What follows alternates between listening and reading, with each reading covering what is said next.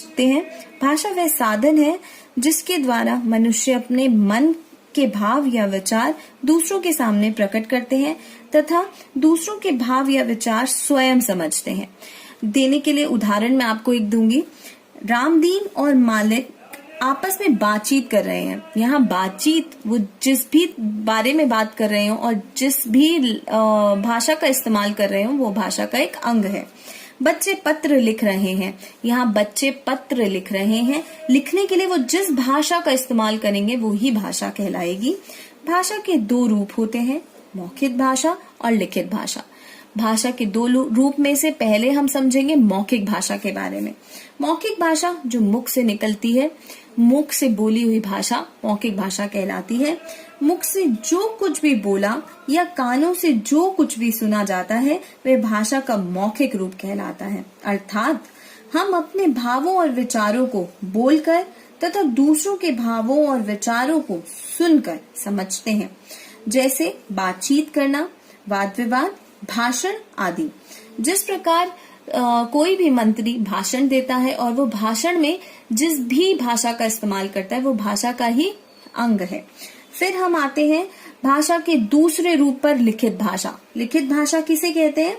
अपने भावों और विचारों को लिखकर प्रकट करना भाषा का लिखित रूप कहलाता है। अर्थात हम अपने भावों और विचारों को लिखकर प्रकट करते हैं और दूसरों के भावों और विचारों को पढ़कर समझते हैं, जैसे पत्र, लेख, पुस्तक, कहानी आदि।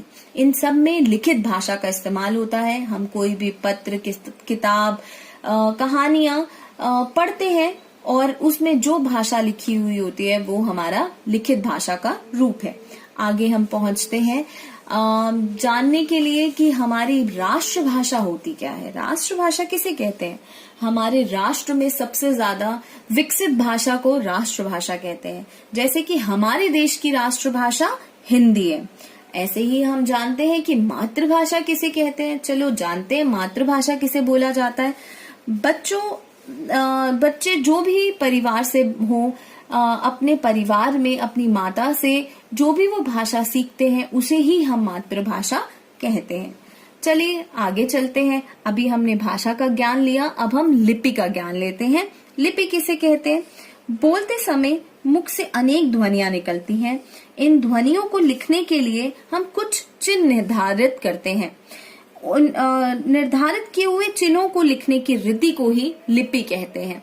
अब हिंदी भाषा में हमारी लिपि देवनागरी होती है। उसी प्रकार पंजाबी भाषा की लिपि गुरुमुखी है, अंग्रेजी भाषा की लिपि रोमन है और संस्कृत व मराठी भाषा की लिपि देवनागरी है। अब हमें लिपि भी समझ आ गई। इसके बाद हमारे लिए जानना उतना ही महत्वपूर्ण है कि व्याकरण किसे कहते हैं।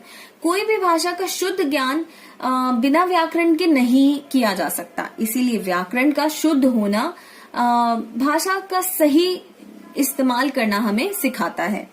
बोलने या लिखने में भाषा का शुद्ध होना अति आवश्यक है।